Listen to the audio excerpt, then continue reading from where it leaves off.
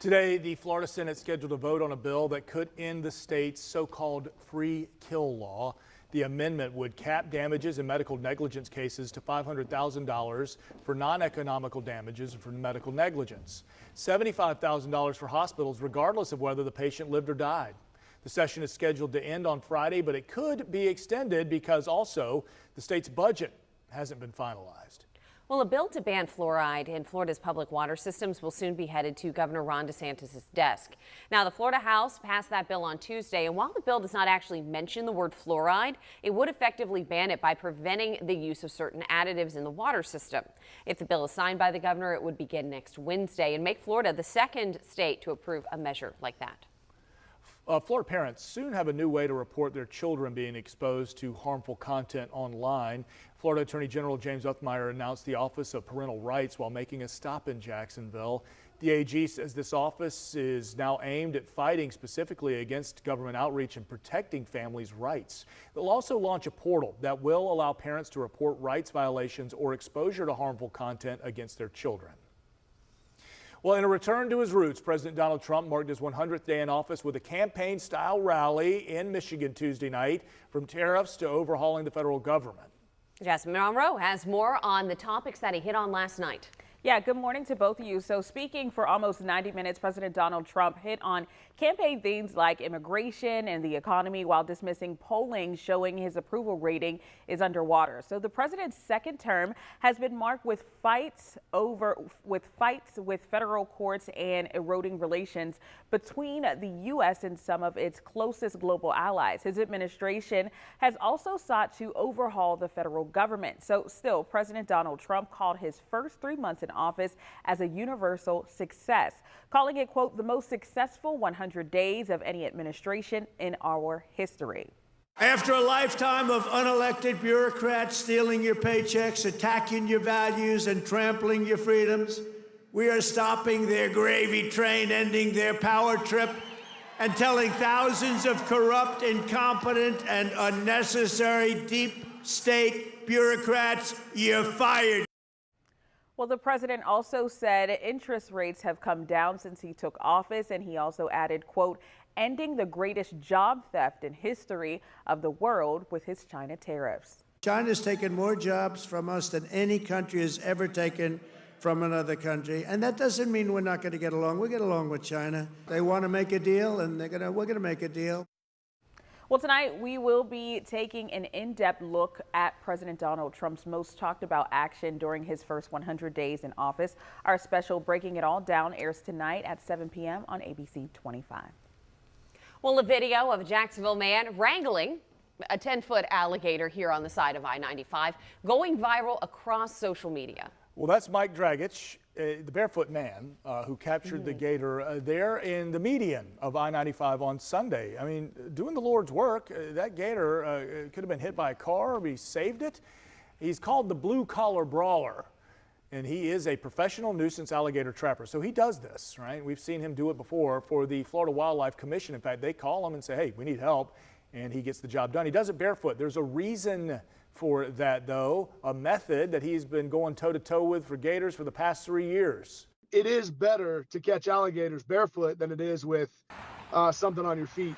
These type of calls are like the gator signal in the sky, just calling me to respond and come save the city. Surprised he doesn't wear at least Crocs. A Marine veteran and a man of faith. Oh, that took me a second. Yeah. I didn't get it at all until you hit him.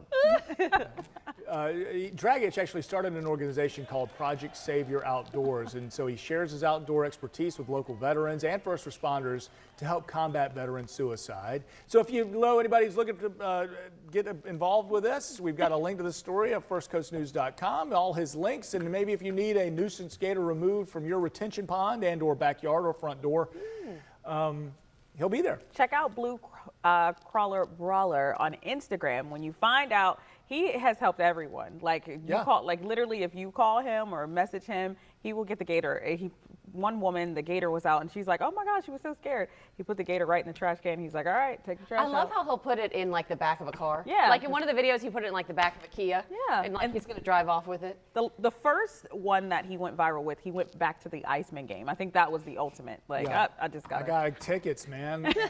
So just leave the AC running for this guy. Yeah. I think he does apprenticeships. We could all go learn a You little need something. to learn something. We You do got to need- know your we'll- environment. We'll have him on live. Live. Gator Wrangle Do live. it live. Gator Wrangle. Well, today you have a chance to weigh in on the safety of one of the busiest roads in our area.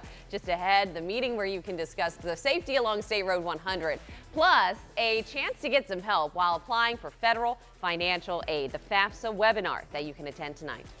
Looking at our hour-by-hour forecast today, starting off on the cooler side than we have been the last couple of mornings. So I'm going to illustrate that for you, talk about our next best chance of rain. While there is hope out there for maybe getting some water from the sky for our grass instead of the irrigation.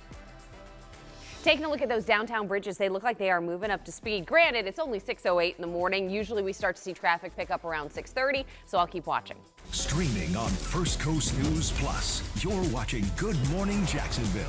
First Coast News on your side with Keitha Nelson, Lewis Turner, Katie Jeffries, and Jasmine Monroe.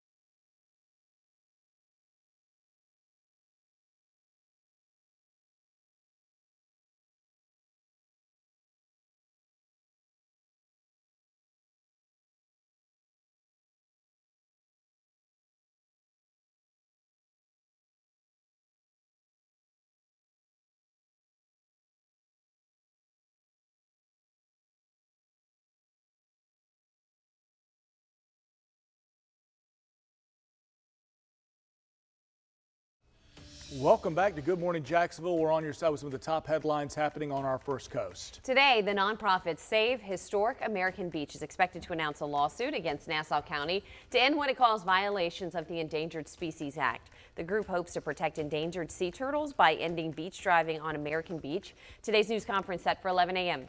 Today, the Putnam County Commission is giving residents an opportunity to voice concerns about traffic on State Road 100, very busy road. This afternoon's meeting starts at 2 in the afternoon at the Putnam County Government Complex. That's on Krill Avenue.